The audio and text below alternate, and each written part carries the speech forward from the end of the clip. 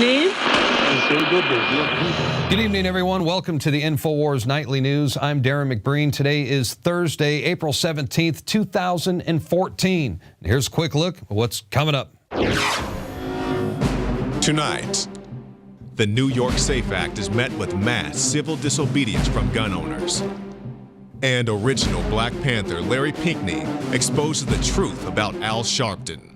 The public is manipulated, and people like Al Sharpton, opportunists, blood-sucking opportunists, are the ones who do it. Good people are going to crush you.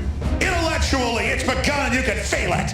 The gun control law, known as the SAFE Act in New York, is quickly becoming a total and utter failure, as there is now massive civil disobedience opposing the law. Well, never saw that one coming. The state of New York is refusing to say just how many gun owners complied with the mandate to register their so-called assault weapons under the SAFE Act. Yeah, the SAFE Act, there's an Orwellian title for you. And there is a sheriff out there who says he will not enforce the measure, suggesting that just like a similar law in Connecticut, the gun control effort has been a total failure, as more and more Americans engage in mass civil disobedience against curbs on the Second Amendment. And good for them. Apparently, owners of the assault-style weapons had until Tuesday to register their firearms under the new law. But check this out. Firearms advocates are saying that only around 10% of gun owners have actually complied. That's awesome. And I think it should be interesting to see how officials plan on enforcing this law. I think it's going to be very, very difficult. But we'll definitely keep you posted on the progress of the so-called SAFE Act out there in New York. Meanwhile, former Mayor Bloomberg has just announced a brand new $50 million gun control campaign that is supposed to target what he calls illegal guns, as well as educate the public on just how dangerous guns are. Wait a minute. Do I hear Eric Holder? One thing that I think is clear with young people and with adults as well is that we just have to be repetitive about this. It's not enough to simply have a catchy ad on a Monday and then only do it every Monday. We need to do this every day of the week and just really brainwash people into thinking about guns in a vastly different way. Mm-hmm. And here's what Bloomberg had to say yesterday on NBC's Today Show. This is not a battle of dollars. This is a battle for the hearts and minds of America so that we can protect our children, protect innocent people. So the individual right to self-defense under the Second Amendment is being attacked on all fronts, and that includes more Gestapo-like behavior from the ATF, as they are actually targeting gun shops for their customer purchasing records, if you can believe that. And you may recall last month, we reported that the ATF raided a California gun parts store for its customer data.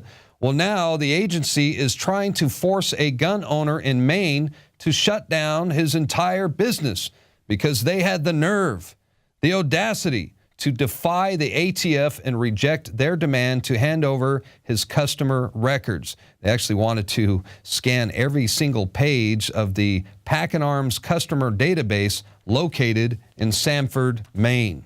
And don't think for a moment that the ATF just walks into these gun shops and approaches these gun owners all polite like, hey, sorry guys, I didn't mean to interrupt you, but if it's not too much to ask, we're wondering if we might be able to, maybe have access and make copies of your customers' purchasing records. No, that's not how it goes down at all. They go in there like gangbusters. A typical raid fashion. They go in there with guns drawn during normal business hours, and this is more Gestapo-like intimidation tactics in the new America. And you can bet that this trend is likely to continue and escalate, even though collecting customers' buying records is totally illegal. Well, at least for now anyway. Of course, they're trying to pass laws that will change all that. But for now, they just come up with various excuses to see the data sheets. In this case, the owner was blamed for selling a gun to a guy who may have given it to a convicted felon. They call it making straw sales. and they want to revoke his gun dealer's license without a hearing, I might add. So rest assured, the federal government will try to find excuses to track every purchase of every firearm. And it was just last week where Attorney General Eric Holder told everyone that he was thinking about finding ways to put gun tracking bracelets on everyone's wrist who owns a firearm before they can access their weapon. Vice President Biden and I had a meeting with a group of technology people and talked about how guns can be made more safe by making them either through fingerprint identification, the gun talks to a bracelet or something that you might wear, how guns can be used only by the person who is lawfully in possession of the weapon. Wow. That was the United States Attorney General seriously talking about gun tracking bracelets. Others have suggested installing RFID chips inside of every gun. I mean, these people have truly lost their minds. The Hill newspaper reports for bracelets and biometrics that will render all the other guns illegal. That's the battle plan. And I've told you that forever, and so has Larry Pratt. They're coming. They're coming.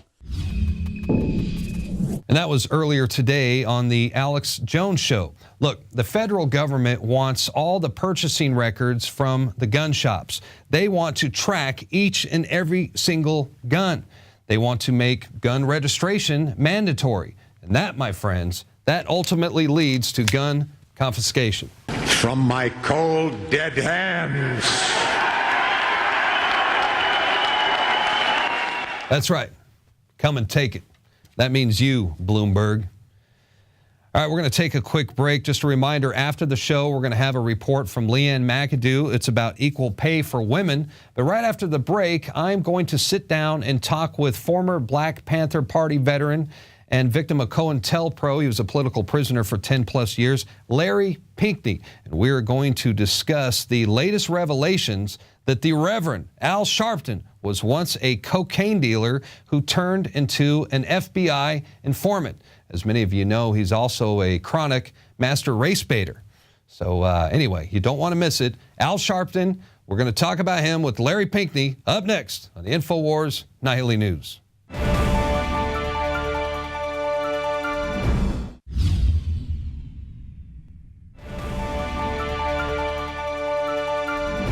The ambulance-chasing civil rights activist and race baiter Al Sharpton has once again captured headlines across the country. However, this time it's not because of his own doing. In fact, it's the kind of publicity that he probably doesn't really want right now, because it has recently been revealed by the Smoking Gun that the Reverend Al Sharpton was once a cocaine dealer who turned into an FBI informant after federal agents caught him on tape negotiating a coke deal. Rather than face criminal charges, the Reverend panicked and agreed to become a snitch for the FBI. And with us right now to get his take on all this is former political prisoner and veteran of the Black Panther Party, Mr. Larry Pinkney. Larry, thanks for joining us today. You know what? I'm honored, as always. It's especially, for me, always a very special pleasure. Thanks for having me. Well, thank you. And right off the bat, I want to get, what do you think of all this? Al Sharpton was once a cocaine dealer. He flipped for the FBI. And I don't know, do you think he still does dirty work for the feds? I think that once one does that, how can one go back?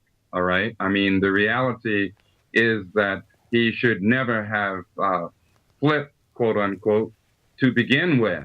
And so how could this person be trusted? And, you know, it is particularly disgusting to me, disgusting, period, that this man, Reverend Al, as I understand Barack Obama refers to him as, would engage in such terrible, insidious activities. I mean, first, he was engaging in the selling of cocaine, et cetera, or so it is alleged, and strong reason to believe.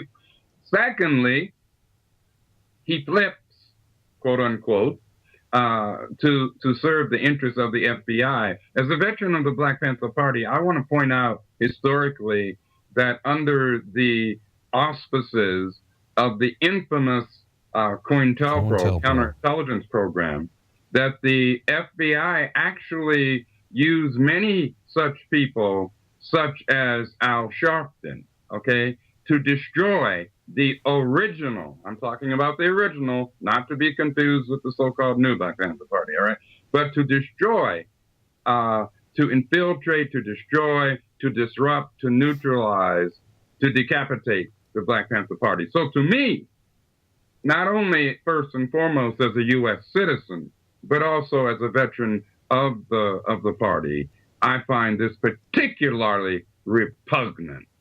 Well, yeah, and he was hanging out with some pretty shady characters, not to mention some very dangerous wise guys. And the FBI agents made him wear a wire and recorded his conversations with powerful mob bosses and their associates. He also volunteered, Larry, to let the feds bug his phone and even let them infiltrate his friends in the music industry without them knowing it. And don't get me wrong, I'm all for taking down organized crime, but Al Sharpton was a cocaine-dealing wannabe thug, you know, and he flipped over to the FBI only to save his own ass. Mm-hmm. And now that the cat is out of the bag, or the rat is out of the bag, I guess you could say, he has taken this position where he is publicly portraying himself as some sort of Elliot Ness. And you're not going to buy that. No, by no means. You know, the very fact that this guy was running with, that is to say, associating with people such as big-time crime bosses and the so-called syndicate, so-called mob. Oh, by the way, when I say syndicate, let me be clear, I'm not talking about the current syndicate in the White House and Congress. I'm referring to the syndicate on the quote-unquote streets. But anyway, the very fact that he was running with them, that he had an open door to them, really tells us all we need to know. I mean, imagine that. How could he have an opening, as it were, with them if he were not a part of them, working with them? And of course, the feds knew this and took full advantage of this. But let us understand that the feds will also flip. They'll use the mob to work against you, or they'll use you to work against the mob, and it really doesn't matter. And again, I'm talking about that syndicate in the streets, not the one in the White House. Well, that's right. And Al Sharpton has a long history of despicable behavior. And what about his shameful connections to the Tawana Brawley hoax? Back in the late 1980s, a 15-year-old girl from New York claimed that she was gang raped by a group of white police officers. She was found in a garbage bag with racial slurs written on her body and covered with feces. The incident obviously shocked the entire nation. People were just outraged. And Al Sharpton, well, he seized the opportunity for the national spotlight and became the young girl's spokesperson. The case quickly took an explosive edge. Racial tensions were extremely high. And then the facts began to surface. The truth began to unfold. And it was later determined by a grand jury that the teenage girl fabricated the entire story to avoid punishment for staying out too late. There was no evidence of her being kidnapped. No forensic evidence of any kind of any sexual attack, but that didn't stop Al Sharpton from assisting in perpetrating this horrific hoax. What are your thoughts on the Tawana Brawley case? Well, I mean, as far as I'm concerned, obviously it's a continuation of Al Sharpton's modus operandi. I mean, this is what this guy does. That's why he's so close to the Obama administration. He's an opportunist. He will use, and I say historically, this is really nothing new. I was not surprised when information, documents, and files began to surface that Al Sharpton was, and may very well still be, an informant / provocateur. Because, by the way, being an informant doesn't just mean giving information. It means taking people into your confidence and them taking you into their confidence and you using that. That's provocateur action, okay? So having made that statement, I wasn't in the least bit surprised, angered, of course, but not surprised. And as far as the Brawley case that you were just mentioning, of course, Sharpton and others take full advantage of that to divide and to keep black, white, brown, red, and yellow people in this country divided, controlled, manipulated, and in fear of each other. And he still does the same thing today. What else is new? That's true. And back in the Tawana Brawley case, I mean, Sharpton knew that there was an incredible amount of mistrust in the black community about winning justice from legal institutions. So he preyed upon their emotions for personal gain. And it didn't matter that an innocent man might have gone to prison for kidnapping and gang raping a teenager. He wanted a race war.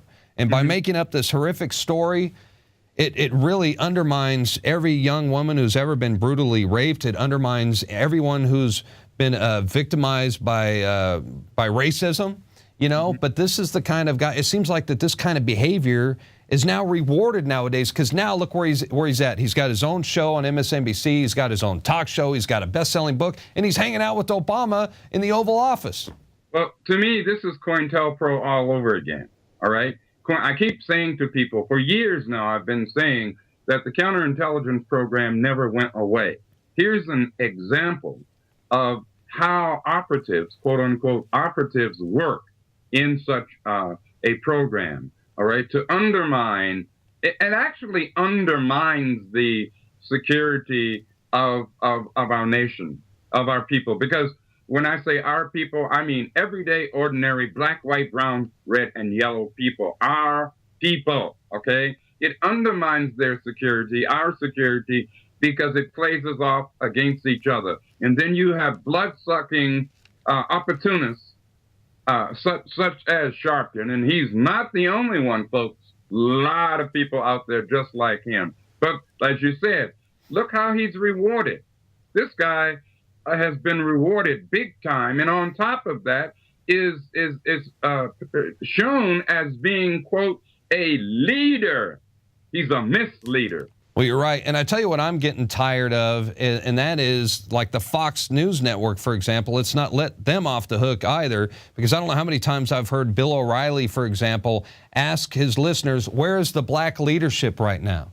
As if Al Sharpton and Jesse Jackson are the only black leadership that's available. That is an illusion. You and I both know, Larry, that there is plenty of good, reputable black people out there that are good leaders. But see, this is the thing with MSNBC, the entire mainstream news media, as well as the Obama administration, they want us to think that there's only these, you know, that these are the only leaders that are available. They want to divide us, not unite us. Right. That's right. That's right. And I'm glad you honed in on that, Darrin, because the fact is whether it's Fox News, whether it's NBC, MSNBC, PBS, it doesn't matter. The fact is they have an agenda, and they feed on each other at the expense of we ordinary, everyday people of all colors. They feed on each other. As I like to say, they feed from the same trough. So we have to be careful not to be sucked in either way, so-called right wing, so-called left wing. No, we're not birds. We don't have wings. Let's use our minds. Or as my Chicano brothers and sisters would say, use your cabeza, use your head. That's right. Hey, I want to get your comments. Al Sharpton is the president and CEO of the National Action Network. Last week, Eric Holder was invited to complain about his treatment as Attorney General. Let's take a look. The last 5 years have been defined by significant strides and by lasting reforms, even in the face of unprecedented, unwarranted, ugly, and divisive adversity. And if you don't believe that, you look at the way, and forget about me. You look at the way the Attorney General of the United States was treated yesterday by a House committee. Had nothing to do with me. Forget that. What Attorney General has ever had to deal with that kind of treatment? That's right. What president has ever had to deal with that kind of treatment? So I guess Attorney General Eric Holder thinks we have amnesia or something, because Nixon's Attorney General, he was thrown in jail for the Watergate scandal. What do you think about his accusations? Well, I think it's another example of race or color baiting. It's an example of, again, keeping people divided and at each other's throats, okay? I mean, what, as Albert Camus said, what better way to enslave a man than to give him the vote? But what good is the vote if you have nothing to vote for? And that's what this system does, this entire system. And this is an example, the clip that you just showed is an example of how the public is manipulated. And people like Al Sharpton, opportunists, blood-sucking opportunists, are the ones who do it. Of all colors, by the way. But in this case, Sharpton and people like him are known historically for constantly trying to play on our differences rather than our commonalities. Black, white, brown, red, and yellow people have far more in common than we do against one another. In fact, we begin at the point of being human beings. And whatever our problems, and yes, we have plenty of problems in this country, but whatever they are, we need to deal with them as a whole, collectively as a whole. So this is exactly the opposite of what Sharpton was inviting Eric Holder to do. And the very fact that an attorney general, U.S. Attorney General, for crying out loud, would even address something like that, I must say, is beneath the office of the Attorney General. Well, I hear you there. No big surprise that it just happened to be on Al Sharpton's platform there at the National Action Network. Larry Pinkney, thank you for joining us. As always, we appreciate you being here. I thank you. You know I love you all. All my greetings and my strength to the folks at Infowars. Thank you so much, Darrin. All right, buddy.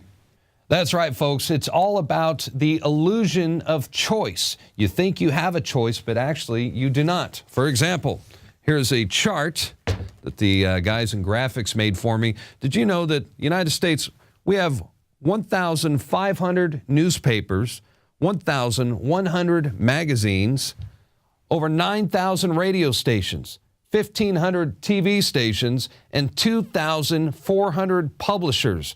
And they are all owned by only 6, count them, 6 corporations. And that, my friends, is the illusion of choice. Just like Al Sharpton representing Black America is an illusion. That's going to do it for tonight's broadcast. The Infowars Nightly News will return, Lord willing, tomorrow night, 7 o'clock p.m. Central Time, Texas time that is. Until then, have a blessed evening, and we'll see you back right here tomorrow. Good night. Tune in to prisonplanet.tv for an extended broadcast. Actress Kirsten Dunst recently voiced her opinion for traditional gender roles, and feminists weren't happy about it. Dunst said to Harper's Bazaar, "I feel like the feminine has been a little undervalued. We all have to get our own jobs and make our own money, but staying at home, nurturing, being the mother, cooking, it's a valuable thing my mom created. And sometimes you need your knight in shining armor. I'm sorry, you need a man to be a man and a woman to be a woman. That's why relationships work." Cue feminist backlash. A Jezebel editor even called Kirsten dumb for expressing what makes her happy as a woman. Now, shouldn't a feminist protect the voices of all women, even those who choose to fill domestic roles? But these so-called pro-women groups only support correct choices, which for them means running after a career rather than raising the future generation. And this is a great time to be a woman. If we choose to climb the ladder of success, we can do that. But it's very anti-woman to suggest that if a female chooses a traditional gender role, that she's somehow mentally inferior or that she deserves to be socially stigmatized. Isn't there enough pressure? If your argument is that it's unreasonable for a woman to want to be a stay-at-home mom since 2 incomes are needed to survive in this country, well, that's exactly the conundrum of women in the workforce. Even with 2 workers in the household, people can't make ends meet nowadays. The movement to get women in the workforce wasn't about empowerment. As the late Aaron Russo revealed, the women's liberation movement was hijacked by the elite as a way to break up the family and as a method of revenue generation. Aaron, what do you think women's liberation was about? And I said, I had pretty conventional thinking about it at that point. I said, I think it's about women having the right to work, getting equal pay with men, just like they won the right to vote, you know? And he started to laugh. He said, you're an idiot. He said, let me tell you what that was about. We, the Rockefellers, funded that. We funded Women's Lib, you know? And we're the ones who got all over the newspapers and television, the Rockefeller Foundation. He says, and you want to know why? He says, there were two primary reasons. And they were, one reason was we couldn't tax half the population before Women's Lib. And the second reason was, now we get the kids in school at an early age. We can indoctrinate the kids how to think. It breaks up the family. The kids start looking at the state as the family, as the school, as the officials, as their family, not as the parents teaching them. Anyone can look at the cost of living increase, the rate of divorce, and over-medicated children being raised by the state to see that this plan has largely succeeded at the expense of the family. By hijacking feminism and making it about defeating men, the establishment has succeeded to a great extent in marrying women to the state. Feminism is a top-down social movement controlled by the political class. It's routinely used to exploit the female voter base, all while completely ignoring genuine women's rights issues. The Obama administration, like so many administrations before, can say they're for equal pay, but this is all just smoke and mirrors.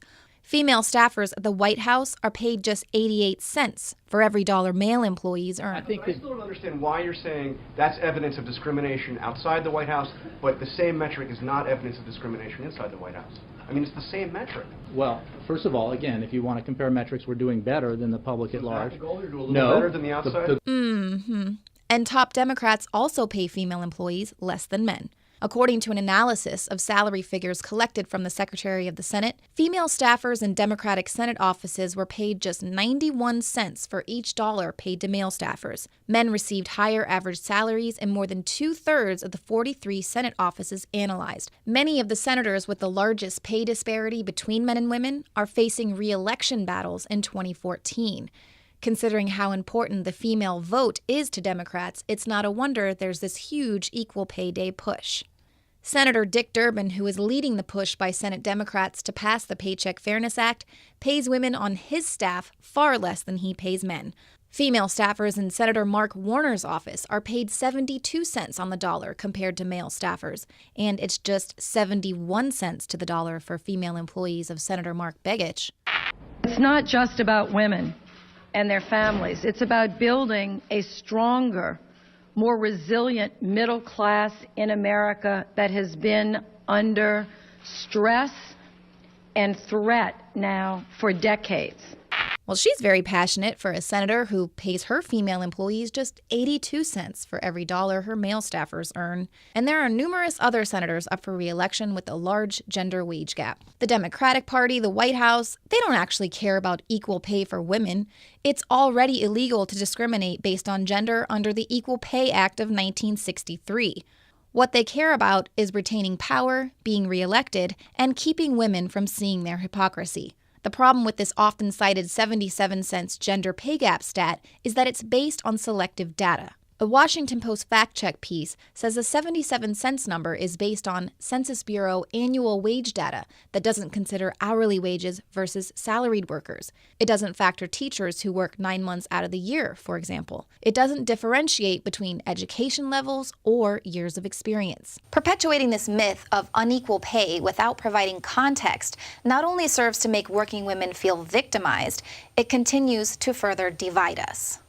Could this newly fueled push for the feminist movement really be about Hillary Clinton 2016? When there's no race card to pull and the country can no longer be easily divided along racial lines, will sexism be the new racism? Now, if you're against Obama's policies, you are racist. In 2016, disagreeing with Hillary equates to being anti-woman. And I'm not saying there aren't plenty of racist misogynists out there, but both of these are tools used by the ruling class to conquer and divide. And while the Paycheck Fairness Act might be good politics, with both parties agreeing something needs to be done, passing legislation based on selective data that will result in more civil lawsuits isn't good policy. To be clear, this isn't about finally granting women equality.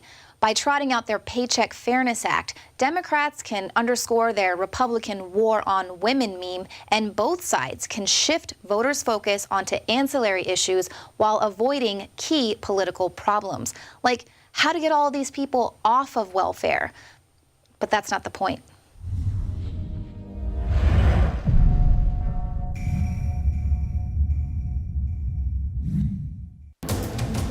You are watching the Infowars Nightly News, which airs 7 p.m. Central at InfoWarsNews.com. Members can share their passcodes with up to 11 other people, and your support is helping us defend liberty worldwide.